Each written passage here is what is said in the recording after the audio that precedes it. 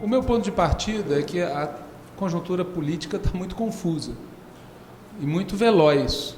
A cada dia que passa tem novos acontecimentos e a impressão que tem é que eles se sucedem de maneira imprevisível, né?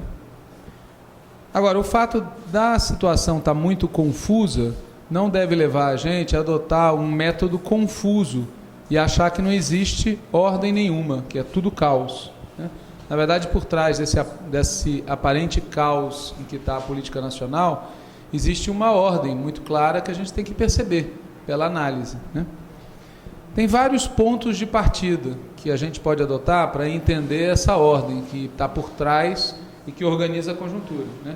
O ponto de partida que eu escolhi na exposição que eu fiz em Minas e que eu estou repetindo aqui é a crise internacional de 2007 e 2008. Essa crise internacional de 2007 e 2008 teve um efeito imenso sobre a taxa de crescimento dos países, portanto, teve um efeito também sobre a demanda dos produtos de exportação de países da América Latina, a demanda de produtos de exportação da China, né? Quem se preparou para esse cenário, os países exportadores que se prepararam para esse cenário estão sofrendo menos. É o caso da própria China. A China já há vários anos vinha avisando que, em função da crise internacional e da redução da taxa de crescimento das principais metrópoles do mundo, eles iam reduzir a produção e voltar-se para o mercado interno. Quem não se preparou para esse cenário está sofrendo demais. É o caso dos países aqui da América Latina, vários deles, e é o caso do Brasil. A gente não se preparou, em certa medida, porque nós não previmos que esse pudesse ser o cenário, né? Eu sempre que posso lembro que em 2010, quando foi debatido o programa de governo da campanha da então candidata Dilma Rousseff, houve uma divisão dentro da comissão de programa do Partido dos Trabalhadores entre duas posições diferentes. Uma que dizia que o cenário de um primeiro mandato Dilma seria, no fundamental, semelhante ao do segundo mandato do presidente Lula, e aqueles que diziam que não, que a situação ia ser muito pior, muito mais difícil. Prevaleceu na comissão de programa a ideia de que o cenário seria semelhante, e não foi, né? Para dar um outro exemplo, no debate que nós fizemos no Conselho Consultivo da Fundação Perseu Abramo, no dia 18 agora de março, pela manhã, um dos palestrantes no debate de conjuntura contou que ele passou vários anos, 2011, 2012, 2013, dizendo que a década estava contratada, que as grandes obras, a Copa, as Olimpíadas, davam uma projeção de crescimento seguro e tranquilo, e que do ponto de vista político nós estávamos muito bem, porque a gente tinha uma presidenta e no banco de reservas o presidente Lula. E, portanto, na opinião dele, né, a década estava contratada, ou seja, estava tudo já precificado, garantido e tranquilo. Bom, óbvio que quem pensava assim não se preparou para um cenário como esse que a gente está vivendo, né? E no fundo dessa ideia de que ia ser tudo mais ou menos parecido, de que as coisas iam estar tranquilas, tem a ilusão de que o desenvolvimento capitalista não se dá através de crises, né? E, portanto, que a marolinha não ia virar de tsunami. E o caso é que a marolinha virou de tsunami, né? Bom, a crise teve qual efeito aqui dentro? Fez o capitalismo brasileiro voltar ao seu modo normal de ser. E o modo normal de ser do capitalismo é ele depender da superexploração da força de trabalho. Isso faz com que, desde 2011, quando essa situação bateu pesado, a classe dominante brasileira, o grande empresariado brasileiro, exija do governo cortes no orçamento social, certo? Faz com que eles coloquem em questão os direitos inscritos na Constituição de 88, né? Veio com muita força o discurso de que aqueles direitos são muito maiores do que o Brasil é capaz de oferecer. Faz com que dentro do grande empresariado haja essa conduta de receber subsídios, receber isenções, mas eles não traduzem isso em ampliação da produção, em ampliação do número de empregos, em redução do preço dos produtos. Existe no grande empresariado uma grita contra a alta de juros, mas quando o governo toma medidas concretas nada é feito, porque na verdade eles também se beneficiam do rentismo e o que eles querem mesmo cortar são os direitos trabalhistas. Então, de maneira geral, a partir da crise internacional, a conduta do empresariado capitalista, ou o capitalismo brasileiro como um todo, foi voltando ao seu modo normal, e o seu modo normal é incompatível com a elevação dos salários diretos e indiretos da classe trabalhadora. E é por isso que de 2011 até hoje, o grande empresariado deu o sinal de que não tolera mais a presença do PT no governo federal, não importa muito o que o PT esteja fazendo, mesmo que o PT esteja fazendo todas as concessões possíveis e inimagináveis, ou que o governo esteja fazendo todas as concessões possíveis e inimagináveis, ainda assim, a eles, a presença do PT no governo se converteu em alguma coisa intolerável. E a consequência disso é que eles desencadearam uma ofensiva que teve início em 2011, certo? Uma ofensiva contra a continuidade do PT no governo federal. Essa ofensiva, ela é, do ponto de vista social, muito diversificada. Obviamente não é uma ofensiva restrita ao grande capital, né?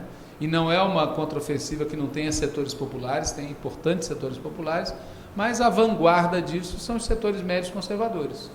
São os setores médios conservadores, por exemplo, que têm ocupado as ruas das capitais, que têm se manifestado nas redes sociais, que constituem o setor mais agressivo, né, do ponto de vista político, do ponto de vista ideológico. Essa contraofensiva também não é uma ação dirigida a partir de um único centro. Tem vários setores operando, né? Tem a direita tradicional, PSDB, setores do PMDB, etc. Tem a direita fascista, que é essa organizada em grupos de extrema direita. Tem os meios de comunicação, tem as associações empresariais, né? Tem interesses internacionais se movimentando. Agora, o que também é importante dizer é que o protagonismo dentre esses vários grupos tem sido dos setores do aparato de Estado que estão engajados nessa linha da judicialização da política, tá certo? E da partidarização da justiça. Uma parcela importante da Polícia Federal, do Ministério Público Federal e da Justiça são aqueles que estão tendo maior protagonismo, né, entre as organizações, do mesmo jeito que os setores médios são os que têm mais protagonismo do ponto de vista social. Claro que isso gera isso tem um desdobramento ideológico violento, né? Todo o racismo, toda a homofobia, né? Todo o preconceito, todo o preconceito de classe, todos os pensamentos conservadores, mais tradicionais, os preconceitos contra as mulheres, vem tudo à tona, né? O anticomunismo tradicional veio tudo à tona nesse movimento, nessa contraofensiva.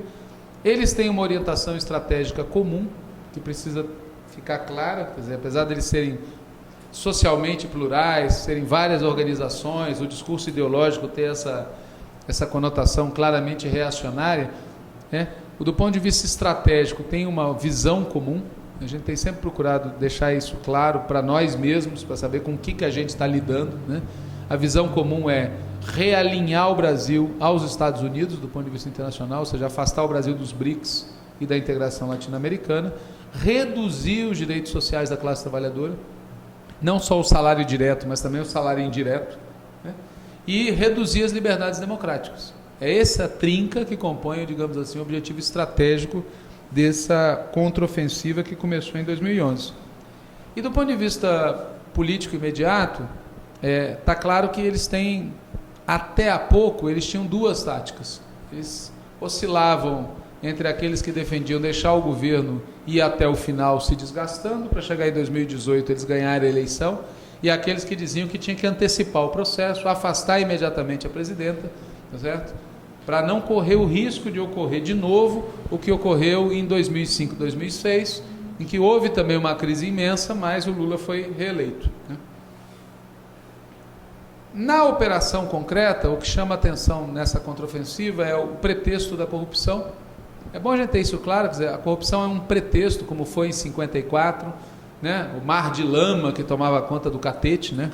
Contra o Vargas, como foi em 64, contra o João Goulart, contra a República Sindicalista, contra o Juscelino Kubitschek.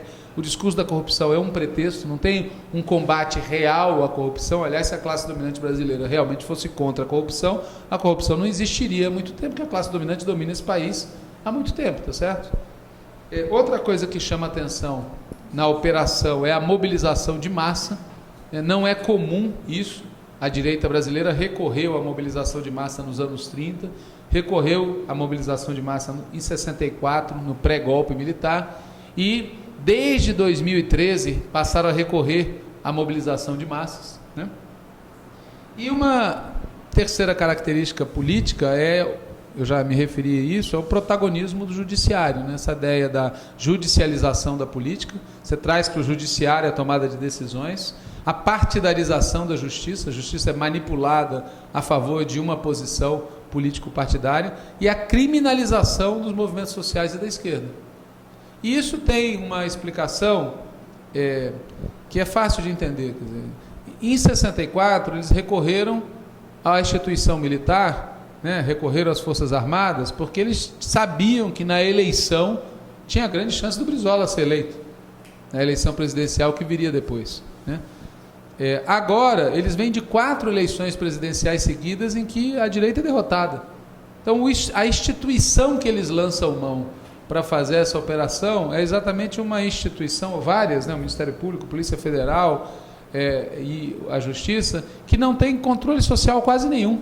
São aquelas instituições que menos são influenciadas, controladas, supervisionadas pela sociedade, né?